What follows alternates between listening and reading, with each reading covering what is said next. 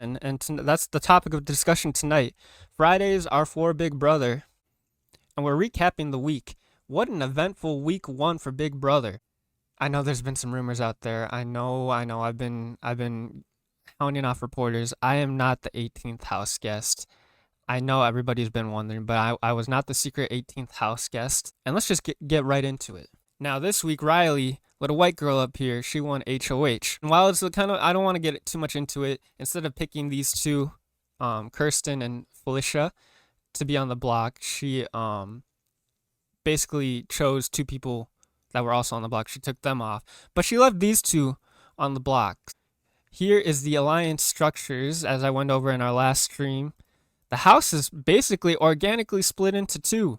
On the left, Riley's kind of rung up this alliance over here called Family Style. So there's a bunch of kind of mini alliances within the alliances. And on the left side, we have the icon Siri Fields from Survivor. If any of you guys have watched Survivor, Siri Fields is on the right. She rung together. She's rung up the professors. Within the professors, there's also the Bye Bye Bitches, and then there's the Brown Sugar Babes. And if y'all don't know, Siri also has her son Jared in the house with her.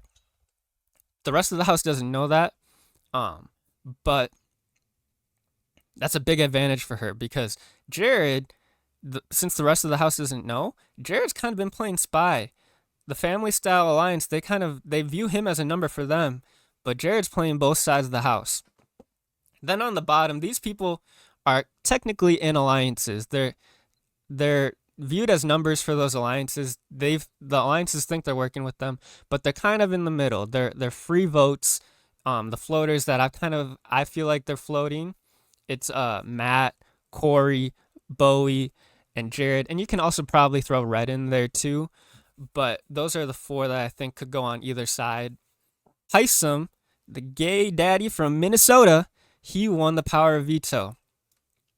And let me tell y'all, a bitch from Minnesota is going to win the power of veto. The two people that have won the most power of vetoes in Big Brother history, both from Minnesota, Michael and Janelle. And let me tell you, I think Heisem, he's in that same crew. He's from Minnesota as well. He's been winning competitions. He's been doing well. The power of veto competition was weird. I'm not going to play it because it was weird. And I low-key feel like somebody in production has a kink, some type of humiliation kink. They had like 35 weird shaped blocks, and whoever could stack all 35 on top of each other won the power of veto. But they were being like wedgied. They were being wedgied back at random intervals. So it's like you'd be stacking and then you'd be pulled back and then you'd accidentally like knock shit over. I don't know. It was weird. And it's really hard to explain to people how Big Brother is this like super complex, really, really interesting strategic game, just like Survivor. But then the competitions are so weird. But I feel like people know what they sign up for when they do Big Brother. Big Brother's not Survivor. Big Brother is weird. Like you're kind of signing up to be humiliated. But we got this fun little clip from Corey here. Let me play it. Hold on. I need to go over here. It is so hard to sit on the sidelines and watch these people get the atomic wedgies. I mean, back in junior high, I was Mr. Atomic Wedgies. That was my reputation. You and me both, King. You and me both. God, what is our show? Heisem wins the power of veto, and he decides to keep the nominations the same. So, at the end of the week, either Felicia or Kirsten were going home. The other topic of the week, what happened right before eviction, Luke gets thrown out. Let me move my camera again. Luke got thrown out of the house because this man very casually said the N-word to a black man at that, and he didn't even mean it in I'm not even getting into all that. He fucked up, and he's too old to be fucking up like that, but he got kicked out. Usually in the past, if somebody leaves the week early, the week resets. They don't have the eviction. Kirsten and Felicia, in other seasons, they'd be safe. They'd just say, all right, we got the one person out this week. Let's start the next week now.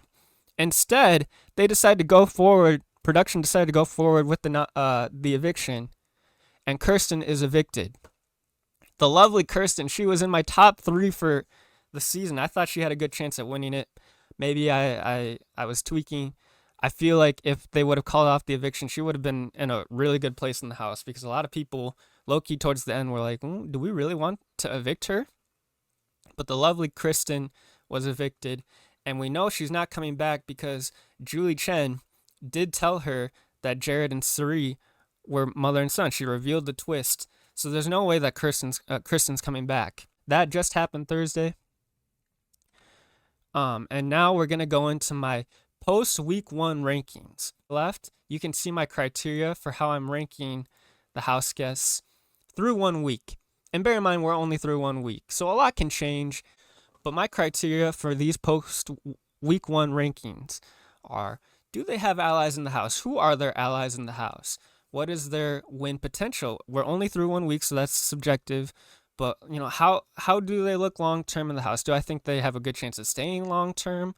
Um, do I think they're building a resume? Do I think that if the season ended now, they have a case that they could present to say, I deserve to win this season because I did this and this and this, or I knew this and this was going to happen? Their overall read on the house. Do they know who's aligned with who? Do they know who they can trust? Do they know who they can't trust? Do they trust people that they shouldn't? Or are they turning potential allies away? Do they have enemies in the house? Do they have a lot of enemies in the house? Is there a high likelihood that they might get nominated depending on whoever wins the power? Then I'm also taking into account strategy. Does it seem like they're doing things? Does it seem like they have a plan in place, or they know what they're doing, or are they just kind of being strung along? And then the most important factor, since we're only 1 week in, is if I get good vibes or not. And that has the highest weight, if I'm being honest, because we're only 1 week in.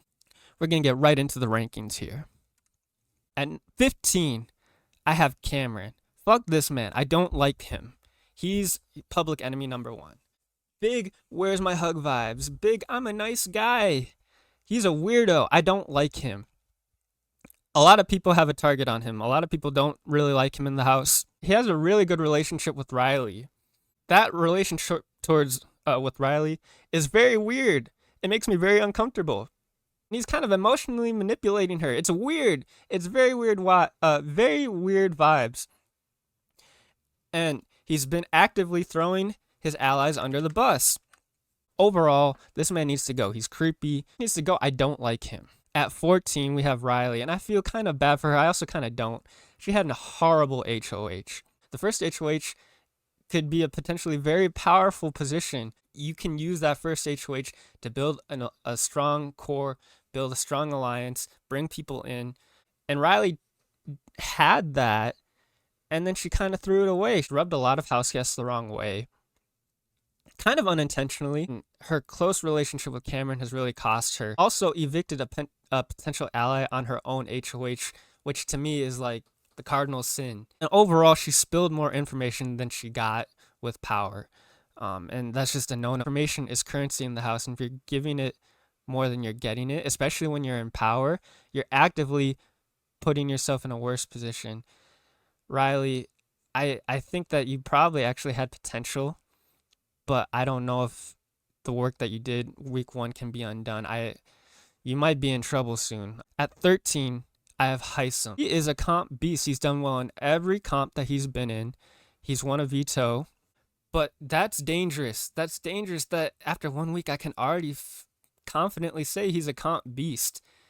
People are going to catch on pretty quickly. He's playing very aggressively with 90 plus days to go. Kind of all over the place, if I'm being honest. He's already pinpointed people that he doesn't like, that he refuses to work with them, he refuses to hear them out, he refuses to build a relationship with them. And we're only in week 1, and I just think that's crazy, especially when you're winning competitions. Relationships are important, and you make those when you're in power, and I just feel like he hasn't done a great job of that. Very loyal to his side, and he's hell-bent on destroying the other. And he's not liked enough by his allies that he's protecting. And he's actively coming after the other side of the house. So, if shit hits the fan, I don't think his allies are going to go to the bat for him. He has potential. I like him. I think that, if you can win competitions, you're always in an okay place in the house. But I could see things going south for him quick if power goes the wrong way. At 12, I got Jag, and I don't have too much to say about Jag. He seems kind of clueless. Sometimes it seems like he's picking stuff up that the rest of the house knows, like, but he's picking them up like 2 days later. I don't think he has strong allies on the other side. If anything, at most, they're kind of indifferent about him. And his closest allies, they're all kind of on the outs right now. I don't think he has a lot of people to fall back on, but we'll see. He has floater potential too. I'm not low on him, but I'm not high on him either. 11, Izzy. I've really come around on Izzy. I didn't like her at first, but I'm starting to understand her a bit better. She's chaotic good. And if people don't know, like, chaos is not a bad thing in the Big Brother house. At least as a viewer, it's not a bad thing. She is like Feed's gold. I'm finding myself, if she's on Feeds, I'm going to watch whatever camera she's on, because I know shit's about to happen. I know she's about to freak out, or she's going to be gaming. She's gaming very hard. I think that's also an issue for her. She's a target because she's kind of gaming hard. She's all over the place. Like I said, I'm coming around on her. I'm kind of understanding where she's coming from. She's having trouble dealing with a lot of the dudes on the other house, specifically Cameron, which I understand, honestly. I mean, like, at this point, I understand. But you also need to keep composed, and I think because specifically her allies are starting to notice that she's kind of a wild card sometimes, that she's hard to keep in check. It's not the best position to be in. Closest allies have other closest allies. She thinks she's really in close with Suri and Jared, but Suri and Jared have each other before they have Izzy. I think Suri's closer to Felicia than she is to Izzy. So I think there's a good chance that if Izzy's up there, she's in trouble. I don't know how hard that Suri and Jared are going to push for her. If the wrong person wins HOH soon, I think that she's going to be a target, and I don't know if her allies have her back. America, low-key irrelevant. She's not a target, but she's not really well liked on either side. She hasn't really taken the opportunity to build relationships on the other side of the house. She's missed open doors to build relationships with Nicole, with Suri. They've kind of attempted to build a relationship with her, and she hasn't really picked up on it, and that's a big missed opportunity. But we'll see. It's still early.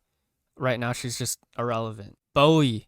I love that she's Australian, but she's also kind of irrelevant. She's a part of alliances, but it kind of feels like she's more of a number than an active participant in those alliances. This is not a bad place to be, mind you. There are a lot of worse positions you can be than. Felicia. Oh, an icon. A gift to the Big Brother house and community.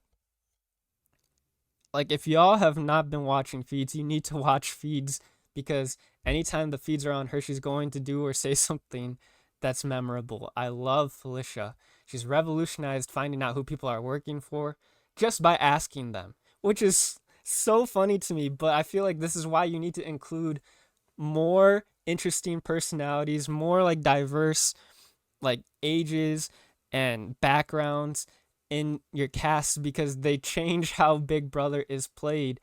She's iconic because it's kind of like not something you do in Big Brother to just ask straightforward, who are you aligned with? And she's done that. She's straight up just gone up to the HOH and said, who's in your alliance? Tell me who you're working for. What's the name of your alliance? And the thing is because it's like, it's so different, they don't know how to respond. They just end up giving her information. She's cool. I think she could go far. My fear is that because I think she's the oldest woman that's ever played Big Brother.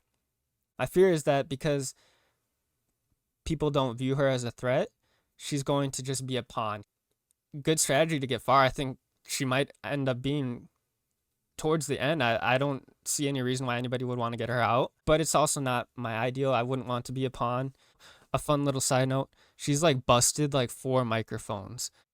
7, Red.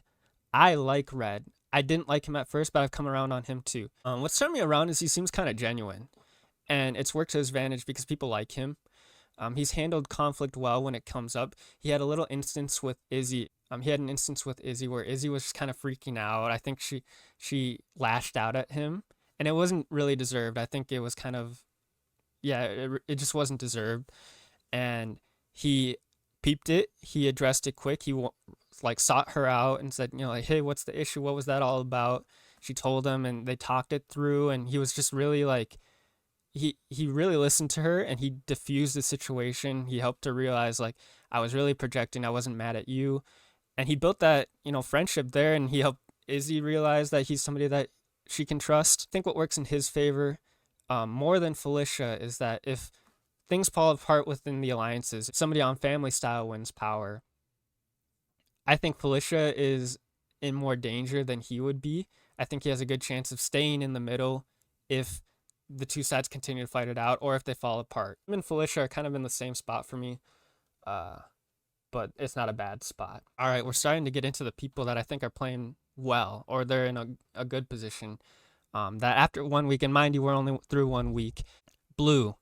Now, Blue, she's not on the winning side of the house right now, but she does have key allies on the opposite side of the house. The relationship on the other side is actually Jared. Jared is a really important relationship for her, especially if the professors continue to win.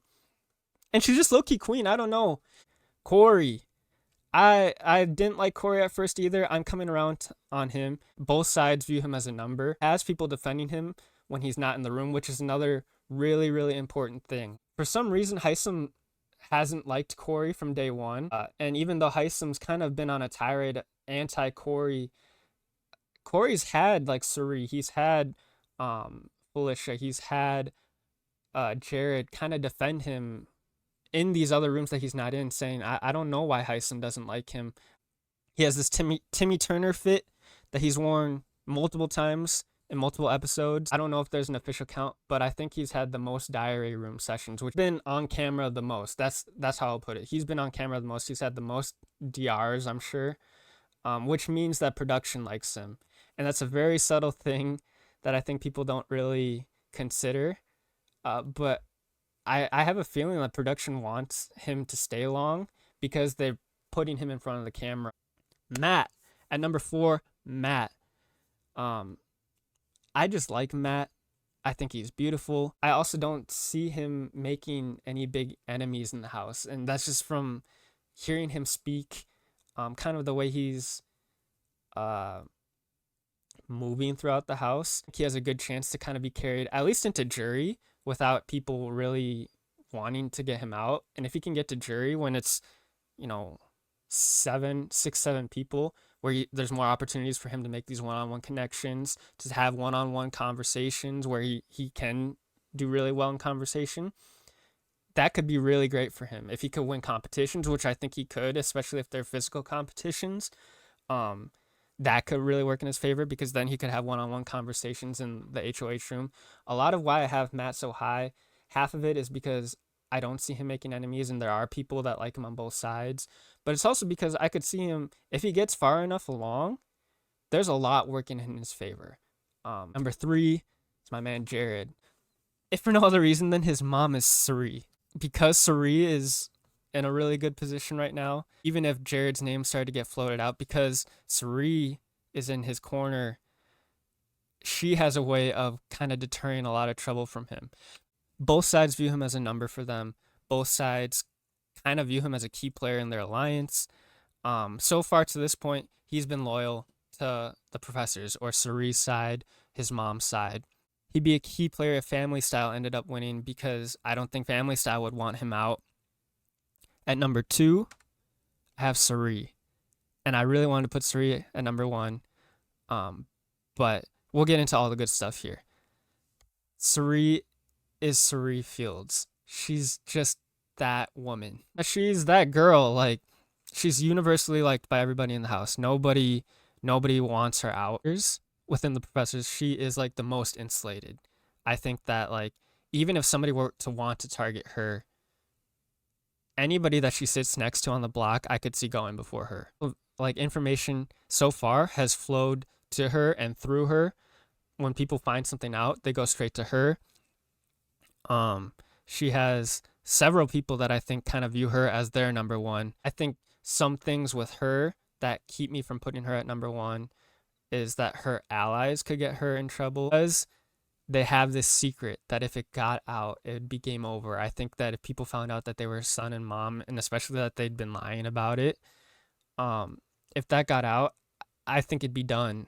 And for that reason, I can't put her at number one because there's just something that if it slips and it feels like it's been on the edge of slipping for a while, um, if that slips, I think it'd be really hard to overcome. That being said, I don't bet against Suri. I think she's going to be at the end of the game.